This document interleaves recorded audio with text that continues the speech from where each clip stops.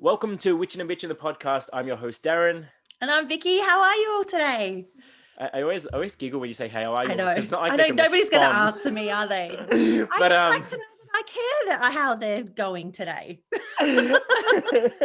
So, guys, we've got a real special treat for you today. We've got a lovely guest by the name of Sarah Wilder. So, she's an internationally published author and illustrator with Hay House International, a coveted jewelry designer, and a creative businesswoman with a community of over 10,000 plus women across 50 countries, currently working with or wearing her creations. And not just women, I'm also wearing them. That's my bad. I need to edit that. Oh, good. Be more inclusive. Oh, good. I can be one of the girls. It's fine. So Sarah fuses her skills and past lives in the fashion industry, native wildlife rehabilitation, and her love of philosophy, cosmology, astrology, natural world, and symbolic art to create meaningful talismans, tools, and teachings for folks who are awakening to a more meaningful and soul-aligned path in life. That write-up is one of the best I've ever read. It's I was so going to say, that's awesome. So can we please welcome Sarah Wilder?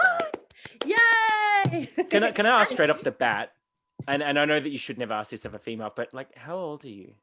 34. Wow. You have achieved so much, and you are so more like cosmically aligned and conservation and all of this. Like, I'm 36 and I'm thinking, holy shit, I've done nothing. Is on you. No, so it can't be like that. Can't be like that. No. It's like, I just, like, in case anyone's listening to this, like, holy shit. Like, don't feel bad. Don't feel bad. It's a very humbling thing when you interview people that have done so much with their life, and it's. But it comes. There's sacrifice with that, right? Yeah, that's right. Yeah. So it's never better or worse either way. It's like, what flavor of shit sandwich do you want to be eating? I love it, and I love the fact that you just like it. straight in with the shit sandwich, because like that's kind of the attitude of this podcast. Like, that's right. Don't filter yourself. If you want to drop the F-bomb, drop it. Cool. Like, yeah, basically. I just thought I'd point out that we have a little visitor. Oh my god! What's their name? I say. So this is Stevie, after Stevie Nicks. I thought I'd do a musician themed like animals when I bring them in. So she's my very first rescue. Wow. Oh wow. And she is probably like, just giving me a kiss. Look at the little head. She'll be like 8 or 9 months now. Oh, so only little. Yeah. You're like totally melting my heart. I know. I'm just like, I'm just like, I want to cuddle. Yeah, just like. Yeah, she's the best. Oh, she's gorgeous. All right. So we're just wondering, what's your definition of a modern witch? How do you kind of define that term? Like, it's hard, I know. But that's what we want to know. Different people's different perspectives on that. For me, a modern witch is someone who chooses to favor the natural world or their own nature over anything else and works with it in harmony, and also tries to understand it to better understand themselves. So that's what it is. Yeah, that's true. And how do you identify? Do you identify as a witch or as I don't have a particular labels or anything really? like that? I've kind of started to let go of a lot of labels. I think as you kind of grow, and I'm just never not growing. Yeah. I'll try things on, see how they fit, and then I might, grow in a different way and understand it on a deeper level and all that kind of thing. So for me, I've played with lots of different archetypes in my journey, and I still do, and they're still part of me, but I don't ever just lock myself into one of them. I kind of want to be more of a chameleon, so to speak, in that sense, and just create what's alive in me at the time and create from that archetype or that place. That's awesome.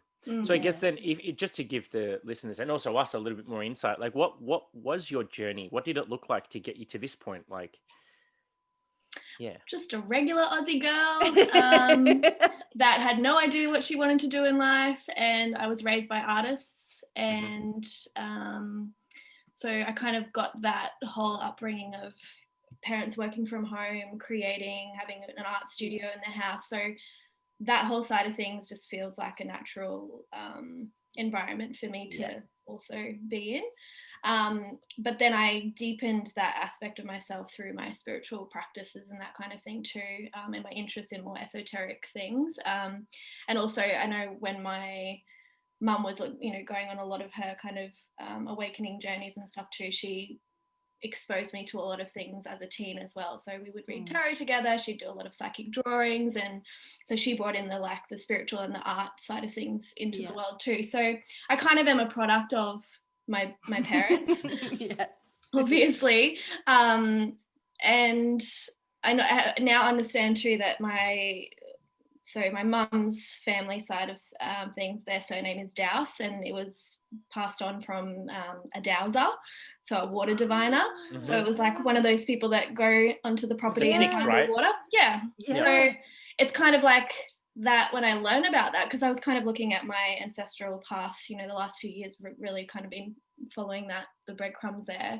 And, you know, we come from a whole range of different things, business owners and farmers and all that kind of thing. But the diviner thing was really fascinating, because that's the name that's kind of come right to me. I wasn't given that name because it was my father's name, obviously, that I was given when I was born, but that's our lineage. So it's kind of ironic now that I reflect on that and think like, shit, now I make divination tools. Yeah. So Whoa. Yeah. That's awesome. That's cool, that connection. Like, yeah. Even just to reflect on that point alone, like I know that we have a lot of smiths in our family. So does that mean technically I should be working with metal? Because that's technically what a smith does. They're just like doing things with your hands more. Yeah. Awesome. Making things. Yeah. So I guess I spent my 20s trying to work out who I was, and went down the fashion design path and was very heavily immersed in the fashion world. But I also had this passion for animals and conservation and that type of thing. So I'd be running a business, I'd be working full time in the fashion industry. My business was also accessories, like fashion accessories. So I've kind of always done that. And then on the weekends would volunteer at Australia Zoo Wildlife Hospital, like rehabilitating koalas. Wow. So it was like this whole, you know, mix match of like different things. And then I kind of got to my, when was I, about 26, and that's when I found out I was pregnant with my son. So I was in that whole fashion world. And then I kind of, when I found out I was pregnant, it was kind of like my permission slip to reinvent myself, because you kind of can just go away and do that and focus on that and being a mother and strip everything else back. And that was kind of the beginning of my whole rebuild into actually bringing things together that aligned and making it all cohesive and tying in all the things and trying to maintain that, you know, throughout my kind of entrepreneurial journey or creative journey, whatever. So now I'm here. I love it. And what about like esoterically speaking, like I love your mug there, the witch's brew. I thought I had to definitely bring that one out today. Awesome. So like within regard to your esoteric studies, like what paths or lineages or even philosophies have you dabbled in that have formed your identity or sense of spiritual self? If that's a very wordy sentence. You know what I mean though. I know what you mean. Literally everything. I'm a bit of a jack of all trades in that sense. Like I just dabble and I pick up information and then I alchemize it and make it my own, because I don't ever want to fully subscribe to one dogmatic system. It doesn't feel right for me to live like that. Astrology's been massive for me. So I've followed, you know, we all start on the sun sign astrology, just like, I'm a Capricorn, so I'm going to be really Capricornian. Are you? Yes, I am. I'm surrounded by them. Well, hello, I'm here. Exactly. And I also have like a Capricorn stellium, so I'm like very much Capricorn. But besides that, like looking at my whole birth chart and studying my birth chart, like I've been studying myself more than anything, is studying myself, because I have spent my lifetime not knowing who the fuck I was and just trying shit on. So it's like, you know, and maybe I may never fully understand, but it's like when I understand myself, my inner workings, then I understand the world better too, because then I can see why things happen on the outside, Mhm. based on things that are going on the inside, right? So that's been my study, really, and whatever I can learn about myself through those different, like, going down all those different rabbit holes. But astrology is definitely a foundational kind of study that is ongoing for me. And a new one in the last year has been human design. I don't know if you know much about that. Enlighten us. I'd love to hear Yeah, it. so human design is it's kind of like a new way of understanding the human design. They bring in a whole lot of different modalities. So it's astrology, it's I Ching, it's Kabbalah, Tree of Life, it's, what's the other thing? There's like 4 or 5 things all tied in. And it's like, because essentially, like, same with religion, same with different modalities, it's different language for very similar things, right? Yeah, exactly.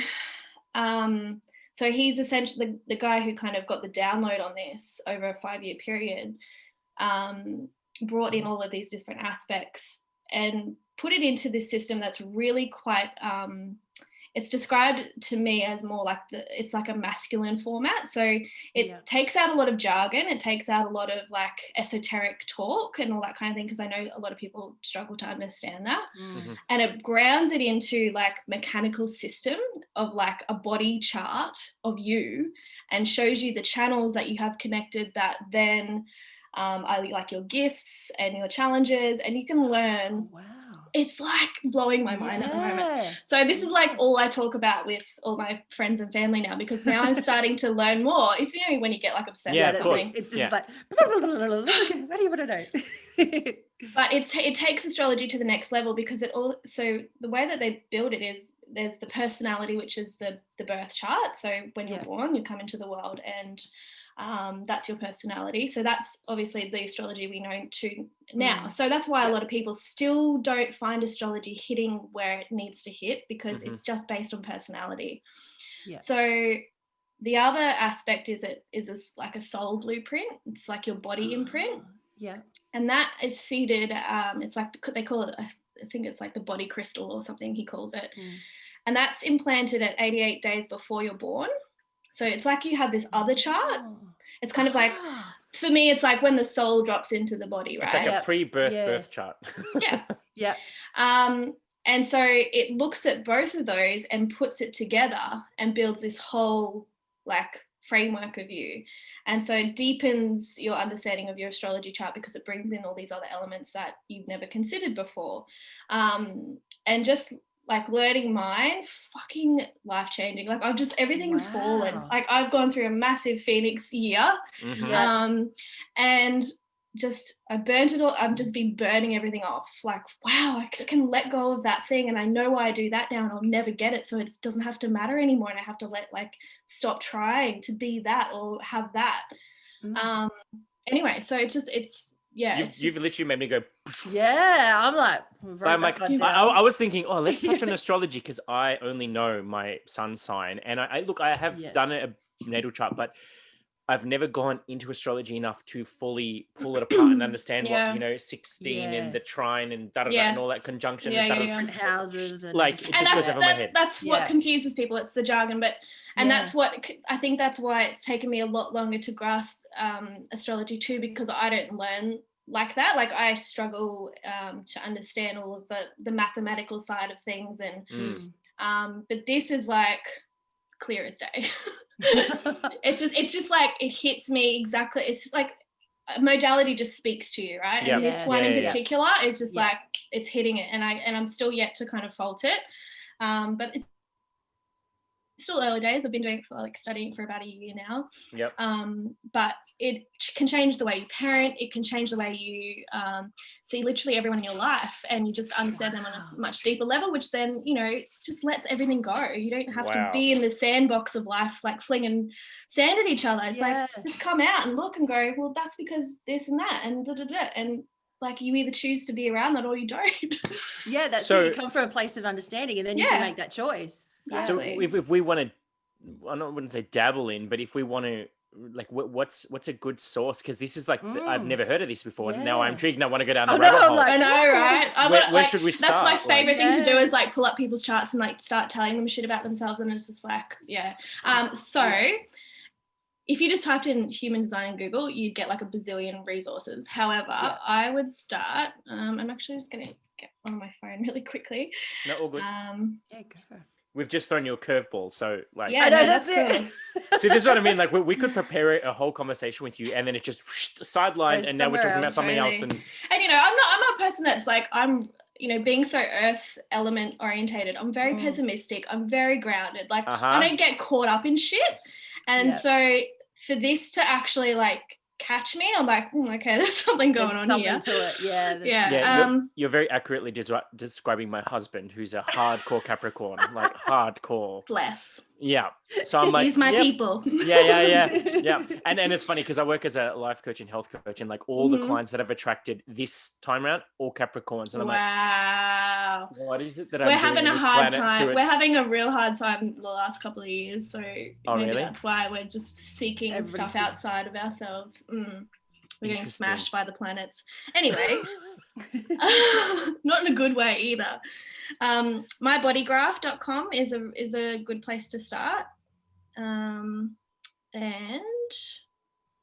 the other one is jovianarchive.com. Oh my God, I subscribe to their emails, but I never have time to read them. Okay, well, you need But to I'm go gonna back You make need to and read time them now. now. You need to read now. I'm going to go back and actually read them rather than just putting them in the I'll get to you later. Yeah, there you go. So they're the two good kind of main sources I would go with. Awesome. Awesome. Oh, sorry. So I just caught my eye. Astrology, I Ching, Kabbalah, and the chakra system. So it's all together. Wow. So fascinating. I see. That's This is the thing. Like awesome. I identify as a witch, but like I don't just go around the street saying hi, I'm a witch. Like I practice what I like to call eclectic mysticism. Yeah, So I love that. I That's take probably bits my and vibe pieces, too. and because I'm very much into the mysticism in that I will read every religion, every dogma, every thing, and I kind of just take the bits that I like and I make my own belief system, because to me belief is a personal thing. It's not something that needs to be put up on a placard and said, here I am, world. This is what you should believe. Yeah, This is exactly. it. All Exactly. the lines tickle the spots. Yeah, and it's funny because like what I know of you from the online space, because I think I've been in one of your multiple of your Facebook groups for a number of years now. But what I know of you is very much about the astrological side of things, because like the amount of times that when I was kind of struggling to assert my craft, I would literally just spontaneously, I mean, I don't say coincidentally because I don't believe in coincidences, but that day I would happen to see an email from you saying a simple little spell incantation type thing that you can do. I think it was getting in touch with the water elementress, because I think the moon was going into Cancer at the time, and that's my sun sign. So well, and it's funny that you've married a Capricorn, because you guys are like paired partners. You know that, right? Yeah. I always say that we're love or loathe. Yes. Yes. Because you can teach each other a lot. You can teach each other a lot. He's taught me to have a thicker skin and not be so dummy spitting hissy fit and slamming doors and Oprah Winfrey, like all this stuff. Yep. And I've taught him that it's okay to cry. It's okay to have feelings. You can express them. You don't need to be the ice queen. Yeah, that's exactly right. So I didn't want to go down this road, but just because you're touching on it and you understand this stuff. So I always describe us, like people say that us Cancerians are like the clingy type and that we're all warm and fuzzy. And they say that Capricorns are actually really cold. I pick to differ. I say it's the opposite, because we're clingy on the surface, but on the inside, I'm an ice queen. And he's cold on the exterior, but once he chips away the bricks, he's the most loyal, dedicated, you cannot do wrong by him person, and he will stay with you to the end of time. Well, you just have to look at the Capricorn archetype. It's the goat, but then it's got the mermaid tail. So we have that access to the water. That's to our core, we are the softest people. But on the outside, but any good Capricorn or any good Cancerian will have elements of both signs integrated. Like if you're an integrated version of that archetype, you will absolutely embrace Capricornian qualities and Cancerian qualities. So does this have anything to do with it? Because my ascending sign or rising sign is Capricorn. Oh yeah, cool. So is that a normal thing that your rising sign is always the opposite sign, or is it just, it could be anywhere? No. It's anywhere. So you got gifted nature. exactly. Yeah. Thank you, universe, for Well allowing done. me to Well done. understand my husband. They're just two archetypes that are going to be big themes in your life for sure. Oh, 100%. I see that. So how do you get your inspiration then for when you do, because your mailing list is amazing. If anyone hasn't signed up for it, then you need to head Get onto it. you need to head to Sarah's website. So just which one is the correct one to give out? Is it the Wilder Talismans, or is there another one to sign up to your mailing list? Wildertalismans.com is good. Yep, and Yep. it should just pop up on the screen. Yeah, because like seriously, Sarah sends out stuff anytime there's a new moon or a full moon or a change of seasons or whatever it may be. Like you do these cute little, no, I shouldn't say cute because that kind of makes They it are cute. seem, I'm cute. It's it's fine. like these cute little rituals. Like I personally loved the one that I did when I was reconnecting with the Cancerian energy or the water elementress, because it was literally, it was so simple but so effective. Yeah. Where do you get your inspiration for these? Like, that's a great question. If I could show you my human design chart, I can show you exactly why. Yeah. But I essentially have a channel which they call Freak to Genius, which is a head center one. So I can come up with really fucking brilliant ideas, but if then it's about timing as well. So if I'm too premature with it, I look like an absolute idiot or freak. Yeah.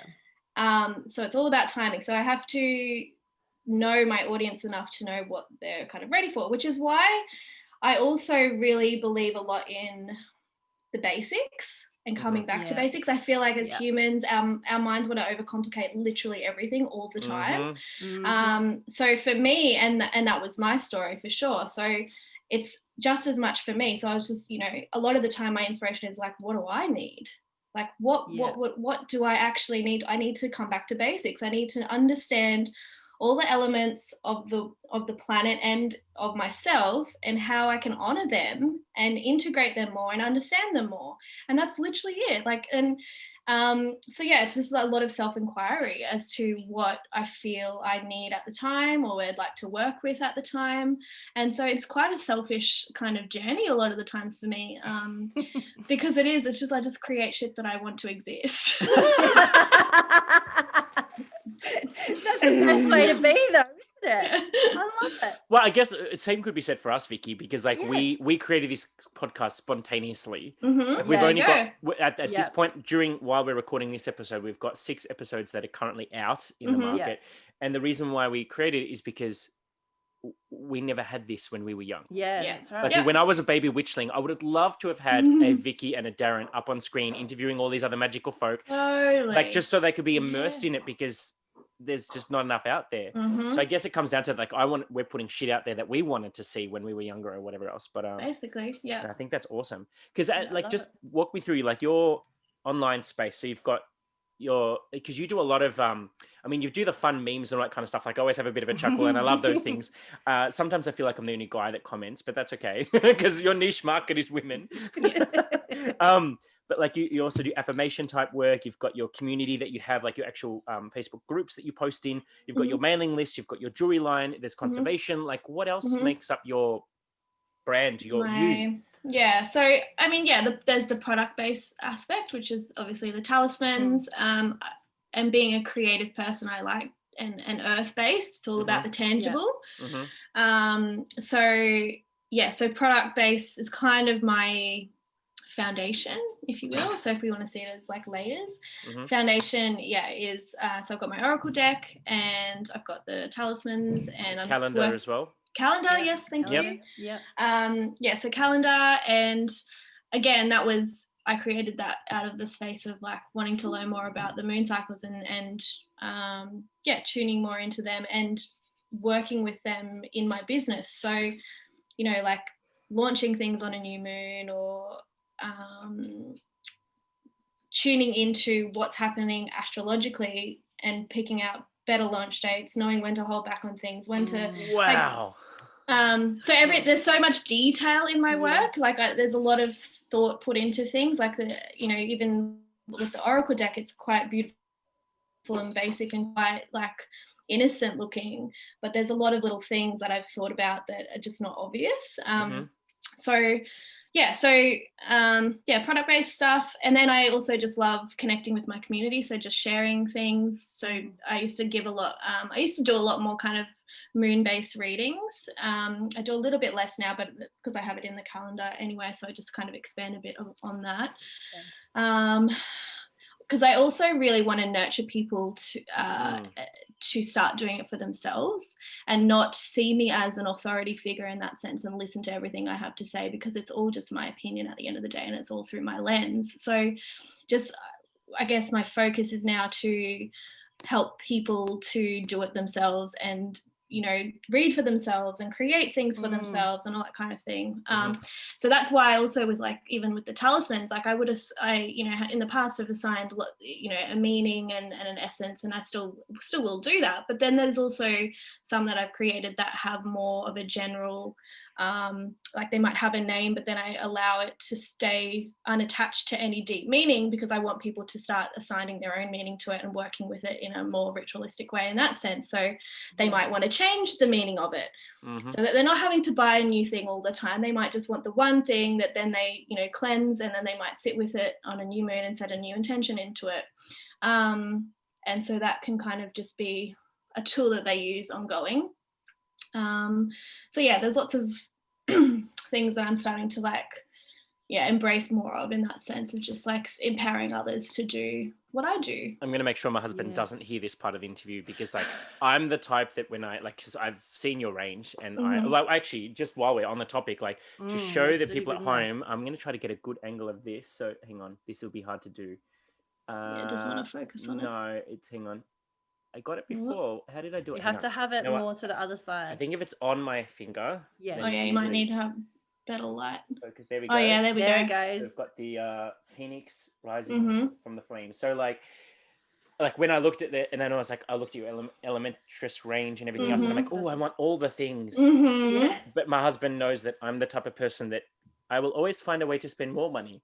Yes. Yes. And I like how you're such a such a Capricorn in that you say you don't have to buy all the things. You can just buy the one thing and change the intention. And practical, yeah, practicality. Practicality. But you know, everyone's different. Like I, you know, personally, the way I would do that is I would want something that I could re-energize and maybe just have a small collection. But I have some customers that have literally bought everything I've created, and that's cool too, because they want the variety and they want to be able to quickly chop and change, because maybe they've got a lot of Gemini in their chart, or you know, whatever it is. Yeah, that's me. So but it's beautiful, and the way that they like have just like put this whole new life into what I create, because I just do it, you know, it's kind of like very tunnel vision. Like I just create this thing and I don't actually care about the impact it makes in the world and how many people pick it up. It's purely just, like I was saying, a selfish thing. But it's beautiful. Then it gets, you know, embraced by the community around me. And then some people just take it to this whole other level, and I fucking love it. Yeah. Because it's like, it's stuff I haven't even thought of. Like I wouldn't even thought to set it up in this like cool altar. Like one woman had like a sacred geometry kind of mat, and she placed all of her collection in like perfectly around like a crystal grid, and had like all these crystals in it, and just on her altar. And I'm like, fucking sick. That's amazing. Yeah. And like someone shared with me yesterday that she recycles her calendars every year and makes like greeting cards out of them and stuff out of the images. So like, just, it's cool. I love people. It's so inspiring. Is that important? Because I read one of the quotes I think that you had on there was that I never claim that my talismans or other creations have special powers. They will, however, remind you that you do. And is that kind of an important part of creating? Yeah, because it's like, something I think that's forgotten a lot. And that's the thing, like we constantly outsource our power, and we think it's we've got to find it in these external things, but at the end of the day, like we're just avoiding our own shit. We're avoiding being in our own power for whatever reasons. And so I want to keep it super practical in that sense. Is like, it is what you make it. Like life is what you make it. Anything is what you make it. We can all be presented with the exact same tools and the same opportunities, but it's all about you and how you use it and alchemize it to the direction it goes in. I'm just loving all of this. I Like, know, me stuff. too. And you know, it's funny because I've been following your presence online. I didn't mean that for that to come out as creepy as it came out. I was about to say, I've been following you. stalker. But no, she I now? have been following your presence online, and it was just this random, like, one of my friends was in one of your groups, and I was starting to become more of a public witch, and she's like, hey, like, I think you should follow, like, you'll join this group. I think, you know, you'd really vibe with this girl's energy. And then, so then this was going back a couple of years now, and I was actually really loving what I was seeing. And that's kind of just turn of events. Now I've got you on the show, and I'm like, woohoo, awesome. But I really love how you bring it back to the simplicity and how everything just needs to be about what you make it, and just about self. And like, for example, for me, I was drawn to your Phoenix archetype because of the fact that I've been doing this soul purge, is what I call it, over the last 1 to 2 years, of finding out who I really am, not this bullshit stories that I've taken on because of my upbringing and whatever else. So for me, it really resonated. And so I just love that about the fact that you've got so many different tools out there that literally there's something that every single person will resonate with. And for you, you're just like, buy it or don't buy it. You do you. Like, and that's why I love supporting local business, because it's not this big mass-produced like corporation that's you need this, you need this, you need this. Like, it's literally just, you're like, it's there. Just me. Take it or don't. I love Pretty that about much. you. That's awesome. Pretty much. Thank you. So did your elementress range, because that's obviously all about the elements, was that mainly from a astrological point of view, or? No, I think it was kind of when it kind of was like me doing the foundational work on understanding myself, the universe, the world, blah, blah, blah. And realizing how much the elements kind of is in majority of things. Like it's woven in everything. Like it's in, but as in like the things that people create, you don't realize that it has them all in it. Of those, all of those aspects. And when you start putting all of that together, you realize how connected literally everything is, and that's the foundation from where everything is created. So then I started thinking, then I obviously noticed it in astrology too. Each element has 3 signs in it.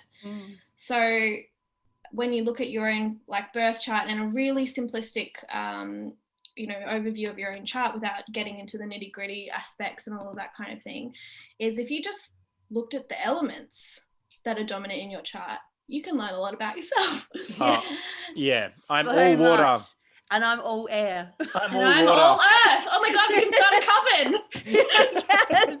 Like I think I literally, my moon sign, I'm pretty sure my moon sign is Libra and my rising sign is Capricorn, and I'm pretty sure the rest of me is literally, I mean, except for the outer planets, that because they're obviously the same generational thing, but the rest of it's literally between Scorpio and Cancerian. Like, it's just the rest. Wow. Like, so I'm like the big ass fucking crybaby in the That's room. my son. Yeah, he's all water too. Yeah, it's all the same. See, I'm the opposite. I've got all air.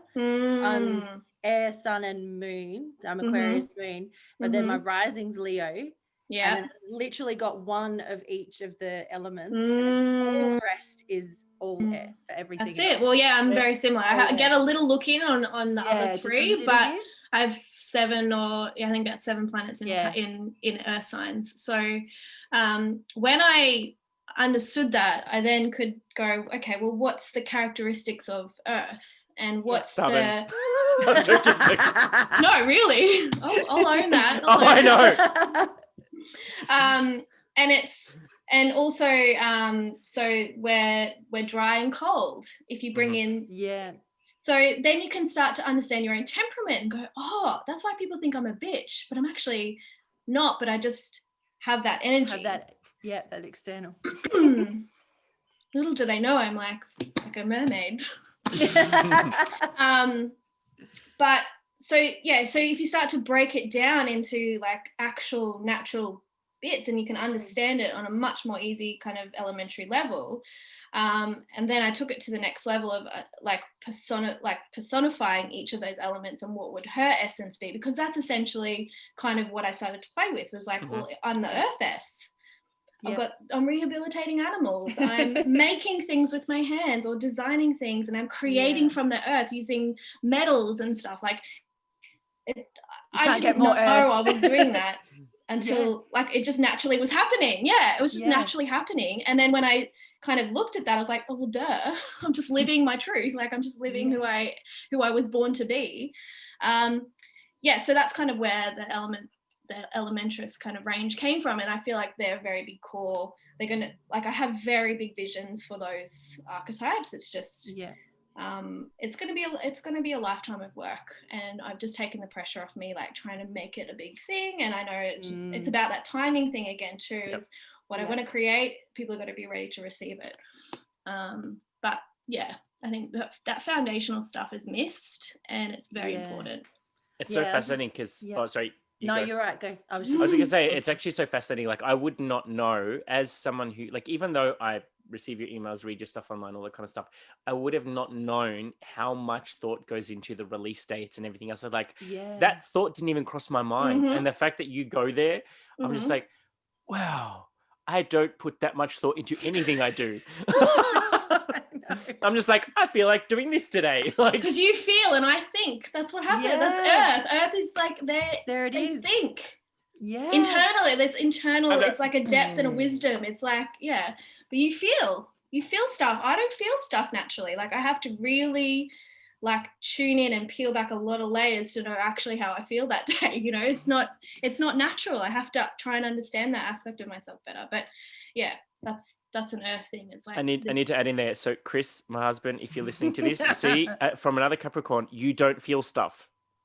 Just so we're clear, you don't feel stuff. I'm joking. Nope. It's like this little it's this dynamic that Vicky gets to see quite frequently when he, like, I'll be recording something with Vicky and he'll just like walk in and go, "What are you doing?"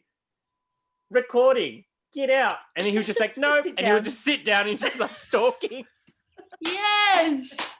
Typical Capricorn just comes and just sits down and just goes, "No, I'm joining in. I'm going to talk with you guys." Yep. I love that. If you wouldn't mind, I would like to revisit this concept of the Phoenix, because I know that you mentioned yourself that the reason why this range came out is because you've gone through a lot of purging yourself, and I noticed that we're coming up to the new year soon. I know it's scary to say that, but we are about to click over to 2021, and I remember from when we turned into 2020. You did a 3-day Phoenix empowerment online space thing. So I want a 2-part question. One, did you want to touch on what that was and what it was about and where it came from? And 2, your personal journey with this Phoenix work. Yeah, sure. Yeah, so I guess I've been kind of journeying with the energy or the archetype of the Phoenix in the last couple of years predominantly. Astrologically, as I was saying before, Capricorns are getting a really rough trot at the moment because there's all these planets smashing all my planets and they're all having a big party up there. So it just basically means that a lot of stuff is getting shaken up, and for me personally. And so I had my previous incarnation of my business, the Fifth Element Life, and something happened in me at the end of 2018 that was just like, I think I just need to let it all go. So I just burn it all. There's just something that doesn't feel like there's flow. I've just followed too many paths that don't feel aligned, or there was just something that was like, and it was almost like my soul was just like, you need a deep rest, because I'd just been pushing myself for so long, raising a child, starting this business, having my long-term relationship breakdown in the middle of that. So I had a lot of like emotional stuff going on and a lot of healing going on behind the scenes of all that success or that stuff that was happening. And I never fully sat in it because I had to keep going. And so, I got sick at one point, and it was just like a constantly having to go through something. And then I was just like, you know what? I just need to like do it again. I just need to strip everything back and look at everything and then start to piece it back together however it's meant to look and be more sustainable, because I don't want to have to keep doing this every couple of years of like burn everything and start again, because it's a lot of energy to go through that. And then so last year was a bit of like, I guess you could say it was like my journey into my underworld, my own underworld. So a lot of shadow work, a lot of just sitting in the discomfort of not assigning myself to a business, or not like hiding behind a business, and not being anyone, like not having any title, not being any, it was just like full in my feminine, and just like getting up each day, just receiving whatever was happening that day, and not doing anything externally outside of that. And I followed a few little journeys like that personally I wanted to do. And then I went on a trip to Mexico, and I did a plant medicine retreat for a week, and I took this medicine called 5-MeO-DMT, which is like the strongest in the agenda. It's called 5-MeO-DMT. Okay. It's from it's not ayahuasca. It's actually, so ayahuasca is like, it's DMT. It has DMT in it, which is more like third eye activating, which is like more really like psychoactive stuff. 5-MeO is crown chakra medicine. So it's essentially, it literally takes you completely out of the body. And so I kind of went into it quite naively, and I have no regrets, but it was an actual death experience. So when I say that, because you smoke it, it's like a toad venom. And when I was sitting with it, it lasts about 20 minutes or so. So it's quite a quick journey. A lot can happen in that time. It's like warrior medicine. It's like, it can really rattle you. And I had an enlightenment experience. So I actually was sitting there. I was actually awake with the medicine. Most people would pass out and go on like an internal thing, and then wake up and be like, oh, that was so blissful, or I love the whole, I love everyone, like that was amazing. And I'm like, yeah, cool, I'll have some of that. I want that. But that was not my experience. No, that's right. Of course, because God has other plans for me. But essentially my perception of what I was experiencing was I was reaching enlightenment, and I had an audience of about 20 people watching me, like literally. So we were in a container of like a retreat container of 20 people, and we all held space for each other to go through the process. And the lesson or the teaching for me in that place was my fear of being seen. So because I'd been in hiding pretty much that whole year, just like being nobody. And I had 20 people all staring at me, and I was just like, is this real life? And they were like giggling. And like, I just had this like full euphoric, like the peak of everything. I don't know. It's like the most hardest thing to articulate. But anyway, and I just remember feeling so vulnerable and so like it was the hardest thing for me to receive, was for everyone to sit there and hold that space for me and be in the limelight and in this vulnerable place, and not really having any control of my experience either. And then I was like, wow, this is the medicine for me. And then it just kept getting more and more beautiful. And then like this little knowing came through my mind that was like, okay, so you've reached enlightenment, now you have to die. And I was just like, oh, what? Because that's what, take away. Because that's kind of like what gurus say, right? They reach enlightenment and they go through an ego death, which is exactly what happened to me. So everything started like kind of going like bye-bye. And I heard the angel sounds. So I was like, ah, and I fell back, and I went through, all I can describe is like absolute hell, like purgatory, because I thought I was dying on that spot, in that exact, like in my real life. I thought that was the last moment of my life. And my whole life flashed before my eyes. All I could think about was my son, and how could I leave him, and how could I do this, and how could I be in fucking Mexico on the other side of the world doing this thing that I chose to do, and like ruining his life, and all this story. And just like the sheer heartbreak of me leaving him on this planet and me disappearing. And kind of not wanting to let go. So I was like, it was like my ego was literally tethered. It's still being like, fuck, that's not happening. Like, stay here. And then my soul's going, nope, you gotta go. And so I was just getting smashed by the most horrific, demonic, like hell-like experience of just can't even explain it, but it was like torture. It was like a torture chamber. And then so when, I'm still processing, and then my mind was like, okay, so you just have to accept that you died. Like, you just have to like let go. Okay. And so I eventually like let go. And then as soon as I let go, spat out of there. And then I was just in pure consciousness. So it was like pure white, nothing. And then the earth experience, or that I came out of, was this tiny little black dot. And I'm just like witnessing this little black dot. And I've got no body now, and I'm witnessing the earth experience, which is a black dot. And then I'm just like, what the fuck? Yeah. Is that it? I was like kind of pissed off. I was like, is that it? Wow, we go through all that stuff on earth. We think we take so much so seriously. We just like, we think we're so important, like all this stuff, right? And it means nothing. It's just a little dot. It means nothing. Yeah. So that was hear like that, listeners? You are nothing. I'm just kidding. This is nothing. joking. So anyway, well, that's, that was the experience on that particular medicine. So when I came out of that, I was absolutely traumatized, because I literally thought I died, and I woke back up and was like, oh my God, I'm actually alive. I'm alive. So it was a massive celebration of life. But anyway, so that was kind of like my actual death experience, and that was like the crescendo of the phoenix, right, of her completely disappearing, burning to ashes.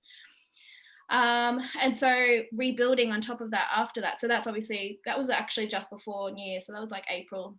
Oh, here's the beautiful story about that though. So I was in Mexico, and I had planned this trip kind of on a whim, and realized once I'd booked it that I was actually going to be there for the Day of the Dead celebrations that occur. That's my dream. Yeah. My dream, Dia de los Muertos in Mexico. Yes, oh my God.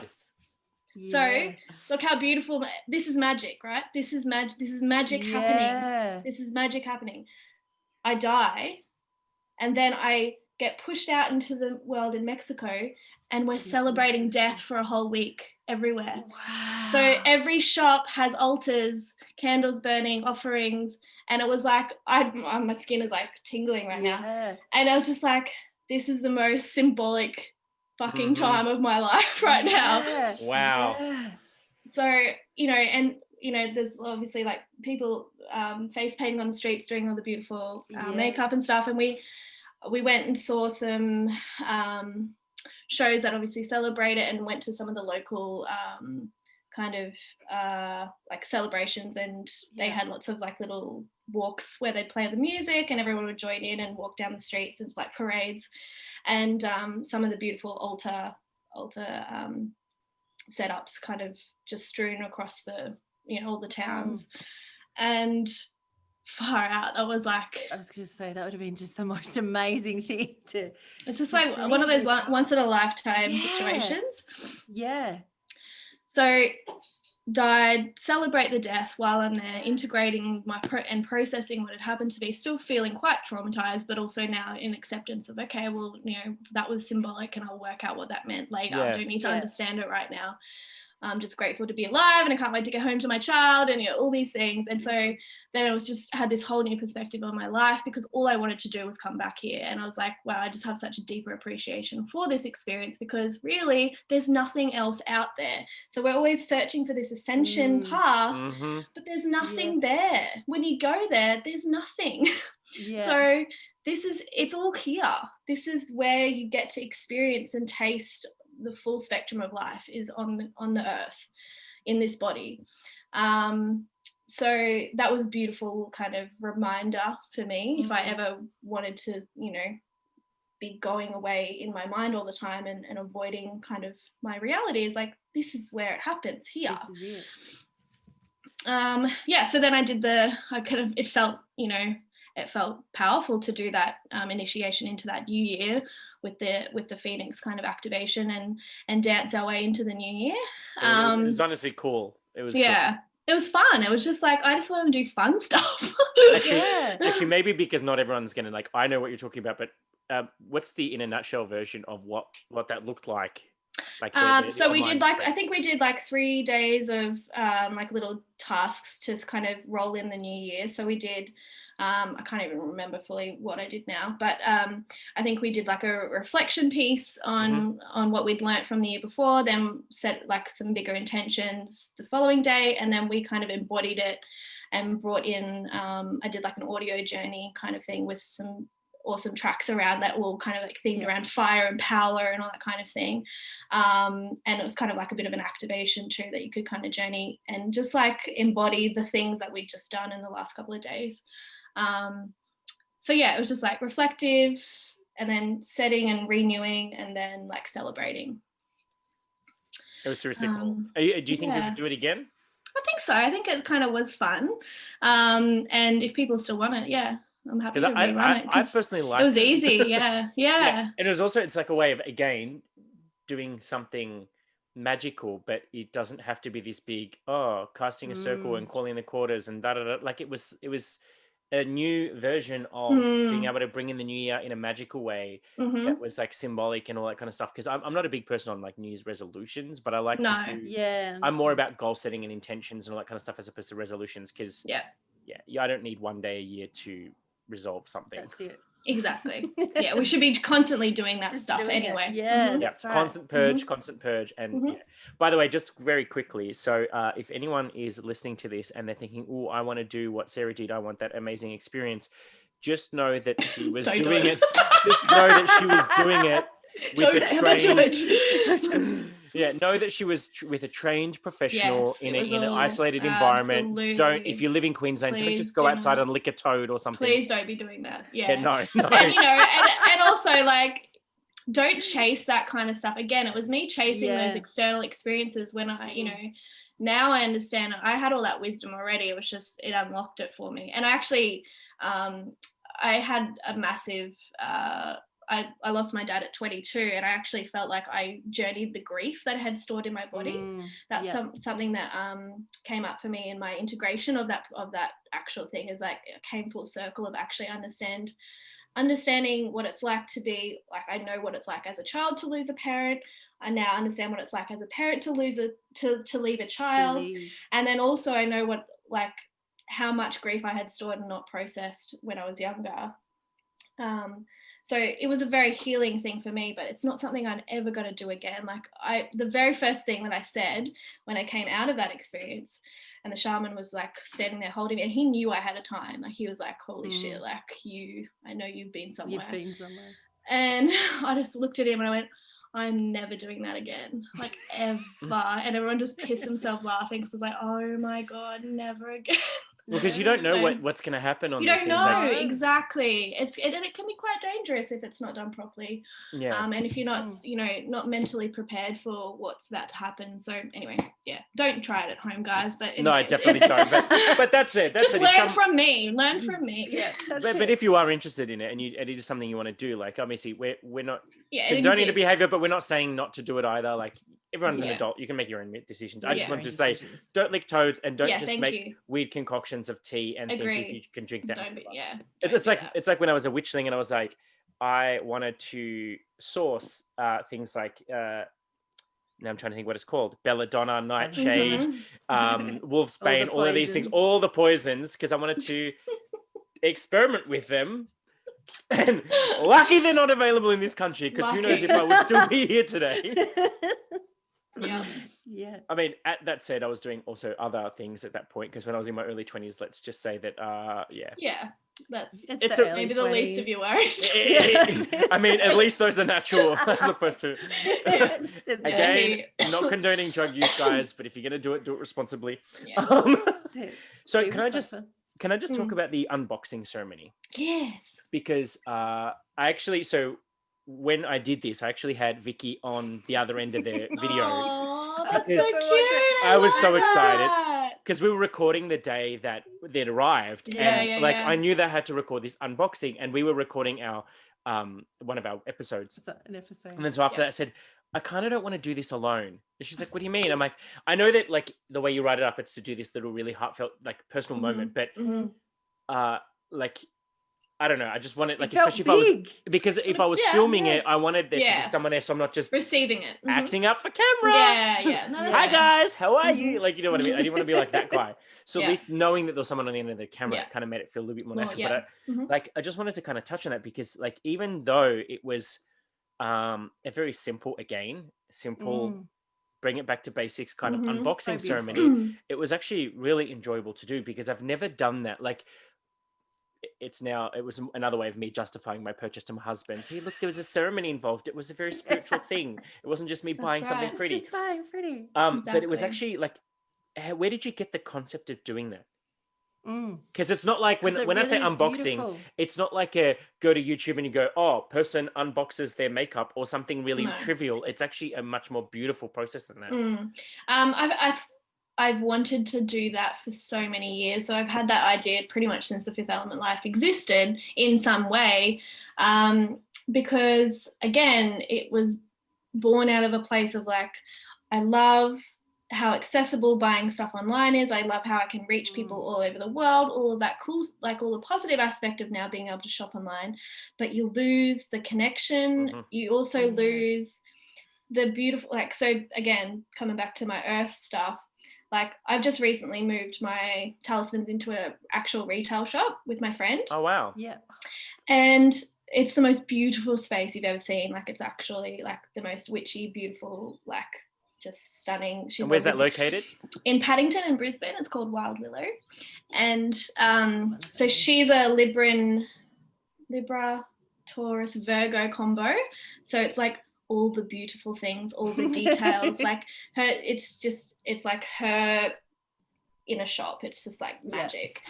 So now being in that space and seeing my jewelry like displayed and thinking about all that kind of thing, the experience of like picking it up or choosing out of the range and like going, ooh, what's this one? And then reading the meaning card and going, oh my God, that's so me. That's exactly what I need right now, blah, blah, blah. That whole element was removed, having a solely online shop.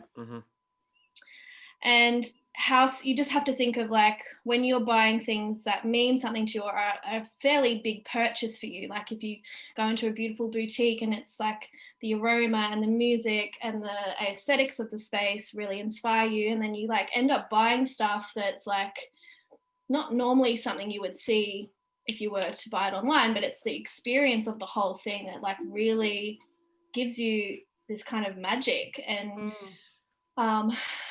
so there was always that element missing with having just a solely online experience. So then I was like, well, how can I bring the experience a bit closer? So, and because obviously my stuff is more meaningful and it's not just a beautiful thing. Yes, it is beautiful, but you can also it can mean a lot more to you than it just being, looking nice, being on trend or whatever. So I wanted to bring that element back of it, instead of it just being like this kind of wasteful, like the delivery guy's here and you just rip all the shit off and throw the rubbish in the bin and you whack it on. And then it's like, where's that magic? Yeah, that's it.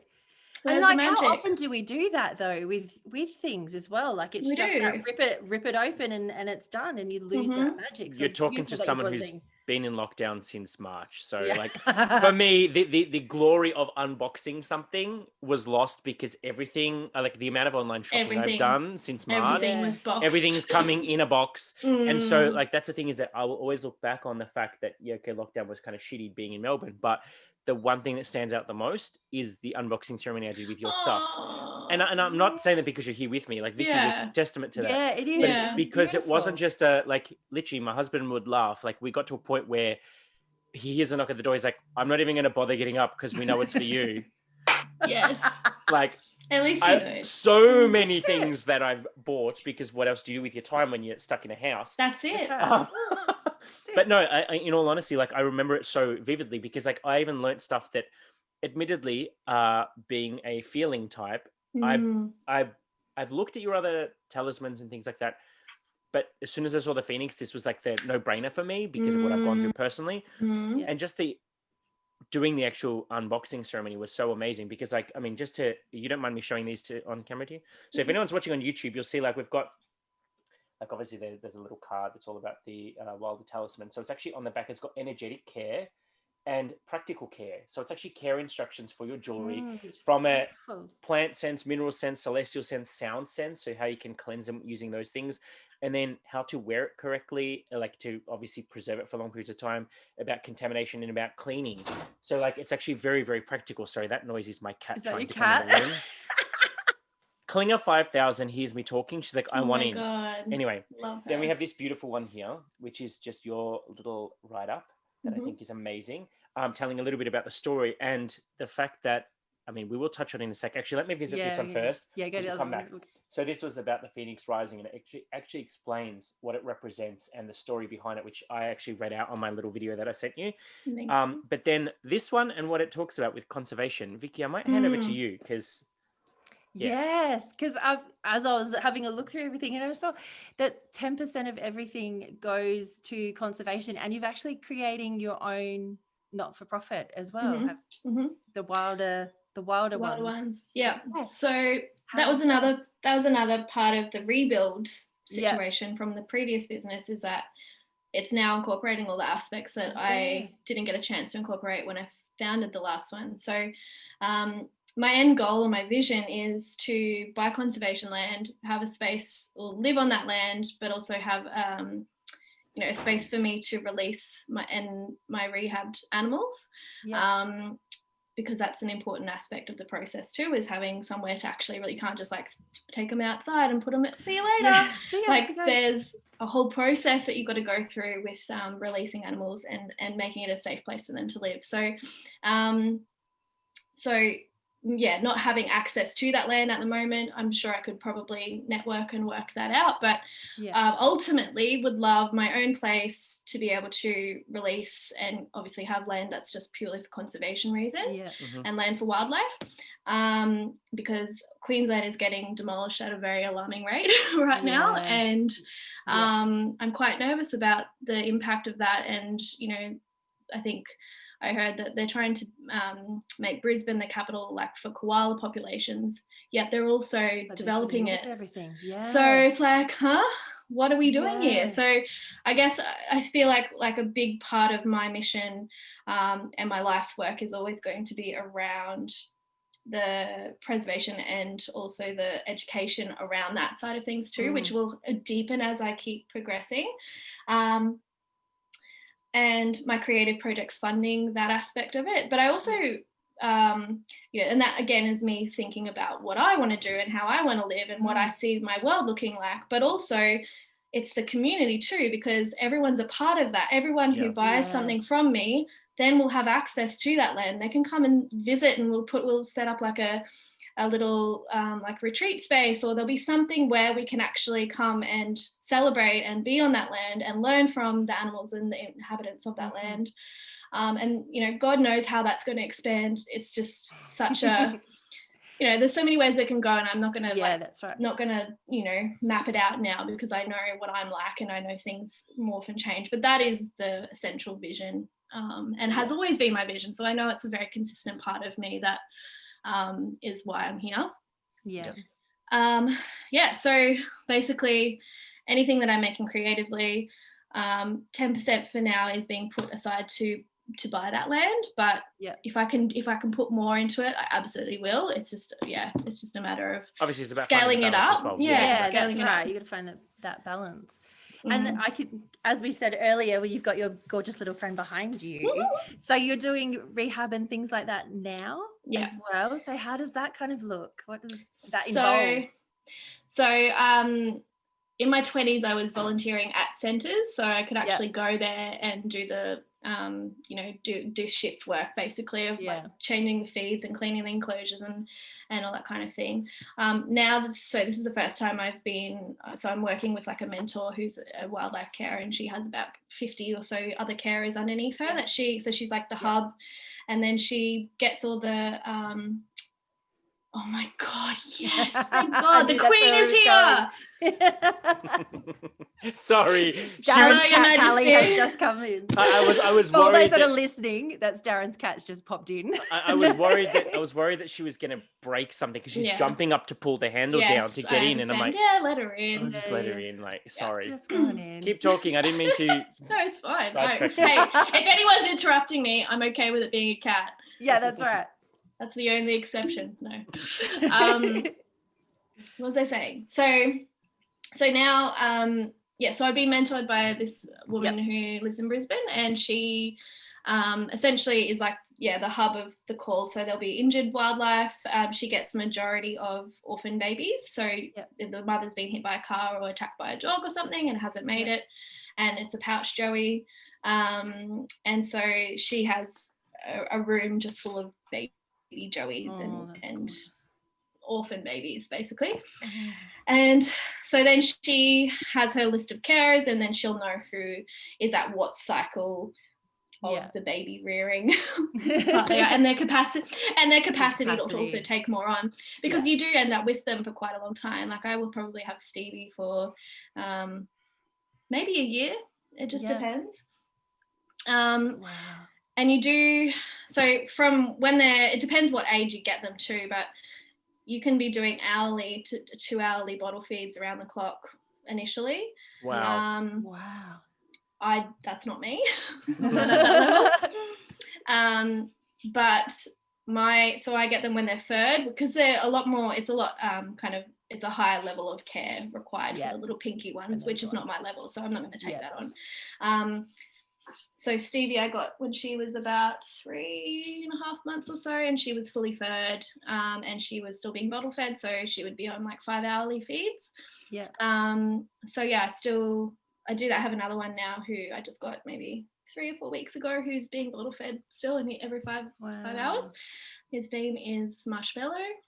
Oh, cute. He is really cute. And Stevie now has upgraded to her palace here, which is and she's just like exploring lots of natives and stuff now. So that's been another really beautiful gift of me having them in my home, is I'm now having to really like, being a possum mother means I have to educate her on the natural, like the native plants that she's allowed to eat, and I have to give her variety in her diet, and I have to think of all these things, where it's actually been a really beautiful, like, deepening my elementress, like my earth side of things, because I even drive down the street differently, because I used to just not pay any attention to anything that's going on, but now I see, I know everyone's yard, I know every single tree that they have, what they've got, I know what cycle the bottle brush are on with their growth cycles. Like, I'm like watching all this stuff happening in my neighborhood, and I'm like, that's actually really cool, because now I'm so much more in tune with my natural environment. That's such beautiful teaching that they've given me. And these animals of just like becoming back to nature, learning about everything about the world through nature. So that's been really cool too. So I've got two joeys, or two babies. So cute. That's amazing. Yeah. I feel like you're the woman of many talents. Yes. I'm definitely. like many interests. I wouldn't say talents, but I'd definitely say interests. Okay.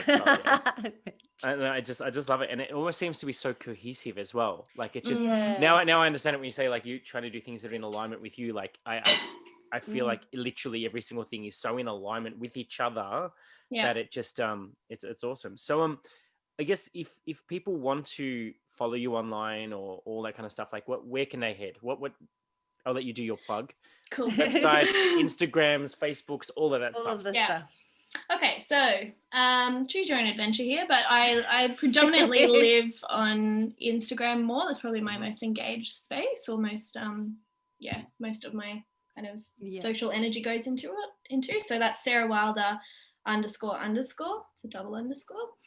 Website, I think we mentioned it before, is wildertalismans.com. So that's obviously where you can buy the products and sign up to the newsletter. And then I have a Facebook group called the Wilder Coven, which is a little bit more of me being a bit more candid and behind the scenes side of stuff. So I might ask questions about designs. You might be able to like contribute your ideas and suggestions and feedback, because I really am doing this for everyone else. It's no longer just about me. Yes, initially the spark comes out of something that I purely just want to create, but they take it where it needs to go. So it is a community effort, the things that I'm doing. And yeah, I just love kind of bouncing it off people, because it kind of doesn't feel like a real, it doesn't feed me on a soul level if I don't get anything back, you know, especially having online business. You're talking to screens, like it's not actual human connection, right? So if I can break down that barrier a little bit by maybe putting up a video sometimes, or getting my customers to send me unboxing videos so I can see their faces and I can hear their words and I can feel their emotions, like that is soul medicine, and that kind of connects me deeper to the work and reminds me of why I do it. I'm sorry, I'm having a little giggle because when you eventually get to watching my unboxing video, because I legitimately, I didn't take the time to resize it, because obviously this is the ladies' ring. Yes. There is a men's ring, more like a signet ring. Yes. But because I hadn't played with the size to get it right, I was trying to put it on my fingers, and the one that went on was this one. I was like, look at the design, and I'm like, oh, hang on, wait, let me just That's look his at the middle design. finger, by the way. I'm like, like legit. So you're gonna see this gonna laugh, because I'm like, oh. When I put the video reel together, I might just take that one bit out and put it in, because and just imagine what it was like for me. I'm on the other side, muted the whole time, and I'm just he's like cackling. Like, do you know what you're doing right now? Oh, I love it. And then you see the look on my it's real. It's real. Yeah, that's right. It. The look on my face when I'm like, I just gave everyone the bird to show them the bird, because it's a the bird for the bird. Birdception. Yep. That's it. It was just so funny.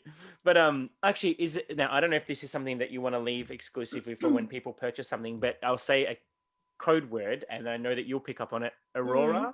Is Aurora something we can talk about, or no? Yeah, we can. Yeah. Okay, so just to give you guys a little bit of insight, so the Aurora Pantheon is something that you will learn about if you do purchase any of Sarah's things. Things, my brain's gone funny because my cat is pissing me off now. Anyway, so I'm like, stop taking my attention away. Anyway, so now she's gone away because I'm not giving her enough attention, so she's playing on the window. But anyway, so when you purchase one of her jewelry items, you actually get invited into the Aurora Pantheon. So even that in itself is such an amazing experience, because it starts off with this trickling in of emails. I don't want to give too much away, but let's just say that with each email there's another task to do. And then it all comes down to the final hurrah, which is the unboxing ceremony, which Sarah wants you to film and send into her, because then that means that as part of being in this Aurora Pantheon, then your content that you've helped, the content that you've helped create by filming your unboxing ceremony is going to help Sarah spread the news. So it's unlike a standard jewelry or fashion label that will pay models to do professional shots.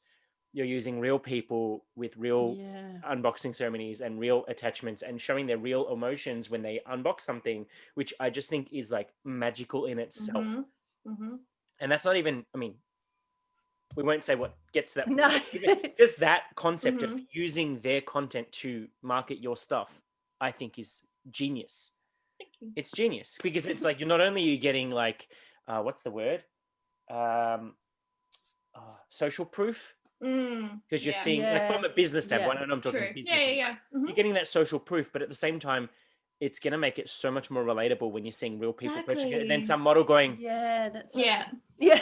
Some chick dresses a witch, like doing like these ones and these ones, like. I was going to say, these ones? These ones. I'm joking. Those ones. These ones. For those who aren't watching on YouTube, I just held up a card. Picture of me doing these ones. I still don't know. No, I'm joking. But no, Sarah, it's been absolutely magical, for lack of a better word, to have you on the show. Like, I feel like I've even gotten to know you on that whole next level. I just love that you've I'm absolutely, like, my husband doesn't listen to my podcast. I'm working on it, but I feel like if I tell him we just had a Capricorn and she is you in female form. Yeah, 100%. Yeah. I feel like he's going to watch this one or listen to this one. This is my bro. Yeah. I literally, you've given me so many things to research now. So we've I love it. Human design charts. Yes. That's going to be the first thing I Google.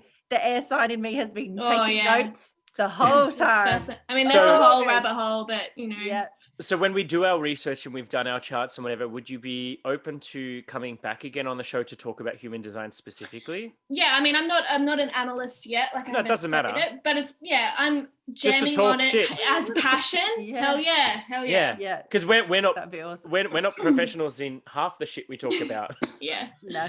Because I Yeah. think that'd be awesome. Just to like once we've done a little bit of digging, we understand a little bit more. Yeah, 'cause I and don't what we wanna- could do on the end of that is I can give like all the people that I kind of have been learning from too, that have also their own courses and content. Oh, Mm. yes. Then that that Yeah. helps actual Keeps analysts. get it. who- Yeah, that's right. And Keep it also going. shows you exactly the sources that you can find it, because there's a lot of, obviously, just like astrology, there's a lot of shit out there.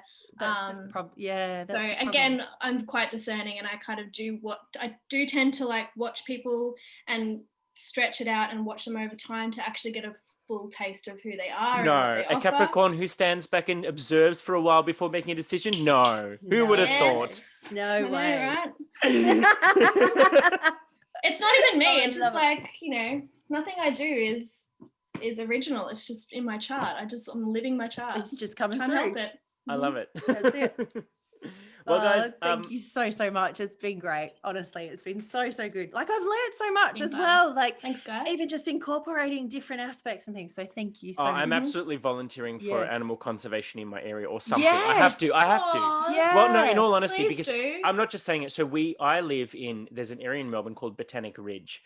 So Ooh. we are a new, it sounds a bit hoity-toity, but well, La, we are a little bit, we're a little bit la-di-da in the yeah, suburb. yeah.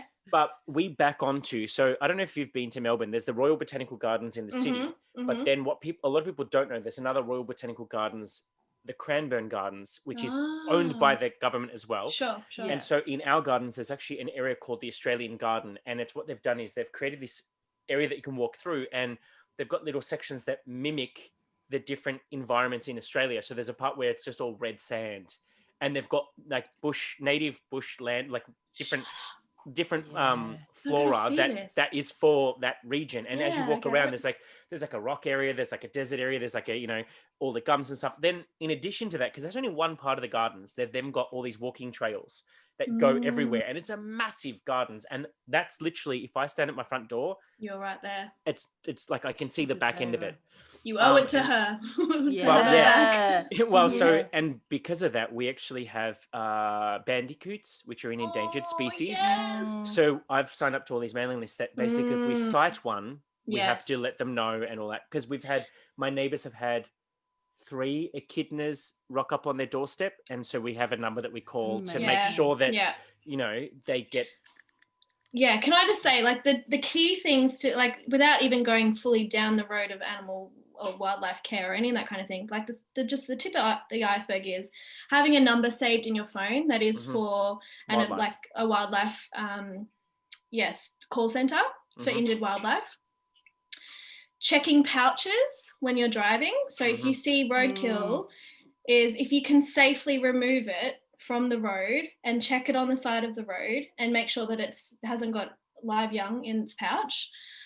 If it does, then there's protocol around that, and there's heaps of free resources online to do that, like what to do with Yeah. the Joey in a pouch or whatever. A lot of the wildlife organizations will have free resources on their website, so you can easily just see like the steps of that. But even just having like a box and some towels and stuff in your car too, because then if you do find some live young, You've got something. wrap it up and then Yeah. take it home, keep it safe in a dark box or whatever, and then call that number before or after that.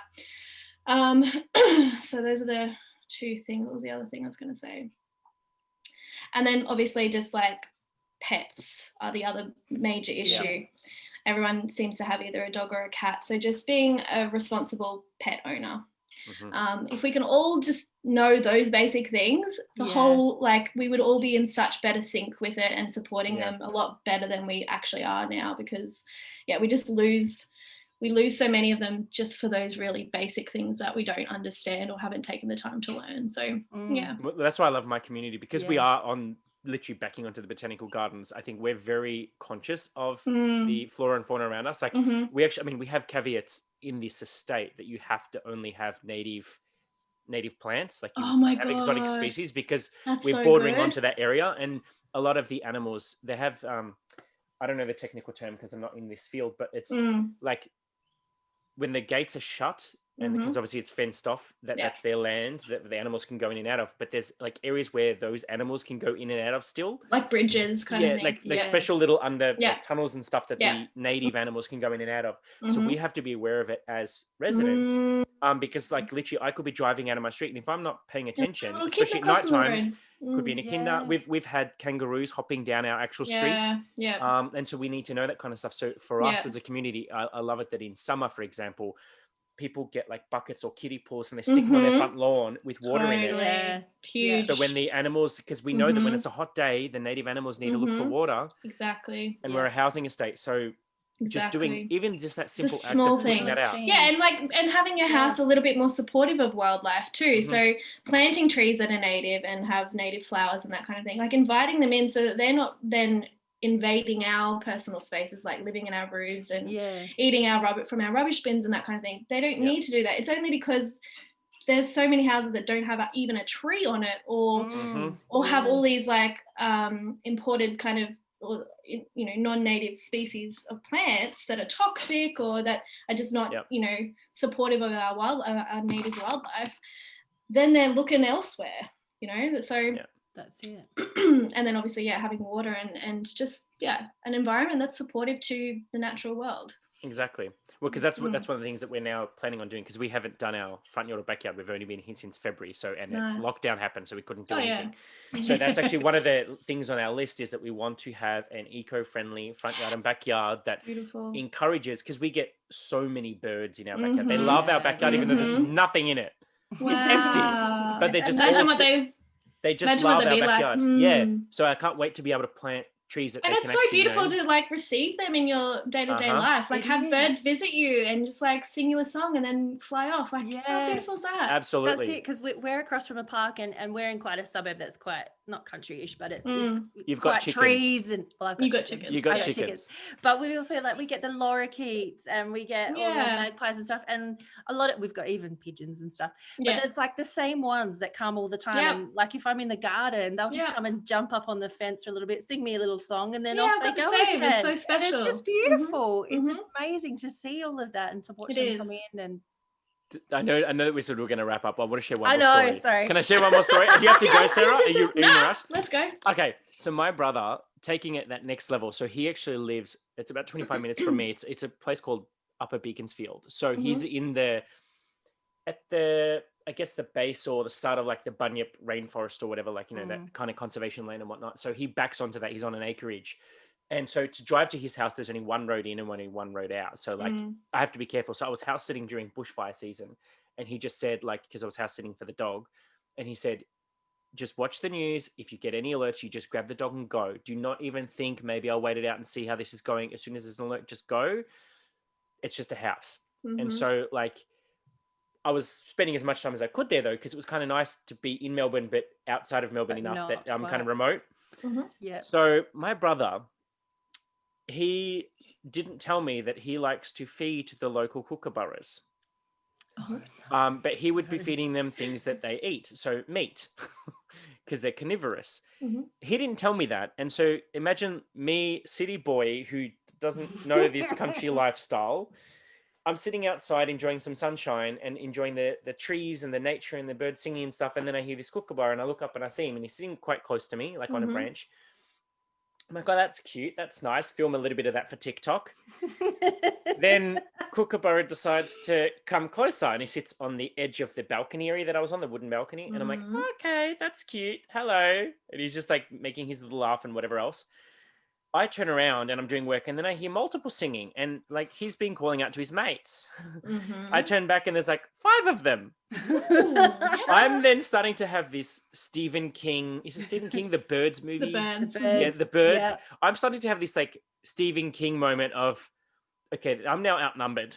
Yeah. There are more of them than around me. And big like when they're up close, they're like thick, big beaks. Yeah. And they're all just sitting there having a good old laugh because, you know, for our non-Australian listeners, kookaburras have a laugh. That's how they sing. And then I'm like, I think I might just move inside a little bit. So I went kind of near the front door, like under the shelter bit. And then they're singing and singing. And then more of them come over. And I'm like, oh, no, I'm going indoors. And I shut the door. This is it, I'm out. And so I'm ringing my brother. I'm like, what's with the kookaburras? He goes, what do you mean? I'm like, there's like a whole Everywhere. flock of them. And I feel like they're all eyeballing me. I literally feel like I'm the human sacrifice that they're going to need for some kookaburra god. And it's just my time to go. He's like, just feed them. I'm like, feed them what? He's like, just grab some meat out of the, out of the fridge and just like, I'm like, surely there's like a specific meat because there is, but you don't know. So just go feed them. I'm like, no, I'm staying inside. Yeah.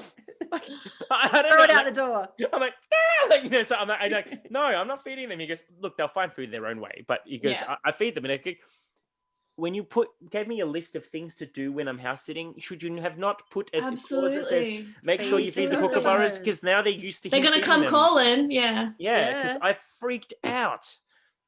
Anyway, I digress. How many people have like bird fears and stuff too, which Yeah, they do. it's a real thing, but it's obviously from like being swooped as a kid or something. It's like some kind of trauma. Yeah. Yeah, But it's funny. let's not go into the magpie story because that's a whole nother. I've got so many magpie stories. Do you? Yeah. And then it's funny, and it wasn't until that was when I was going into kind of, as you do with like, you get into witchcraft and then you go down the road of like animal dreaming and like all those books and whatever. Mm-hmm. It wasn't until I did some work on magpie energy that they stopped swooping me. Mm-hmm. So everyone's like, oh my God, they're attacking me. So they're they evil. were just being messengers. They Yeah. were being messengers the whole time. Exactly. Yeah. So because Pretty now we're in much how it spring, so it works. is magpie season now, is it not? Mm-hmm. Yeah. Is it spring? Yeah. Yeah. So Yeah. if you get swooped by magpies, maybe don't, think that they're See, just we out never to kill do. you. Do some research on magpie energy and see what comes up for you. Yep. Anyways, Pretty much. I won't open up much. another can of worms, I All right. promise. That's a whole other thing. We can talk That's a about whole like thing. animal divination. Far out. Yes.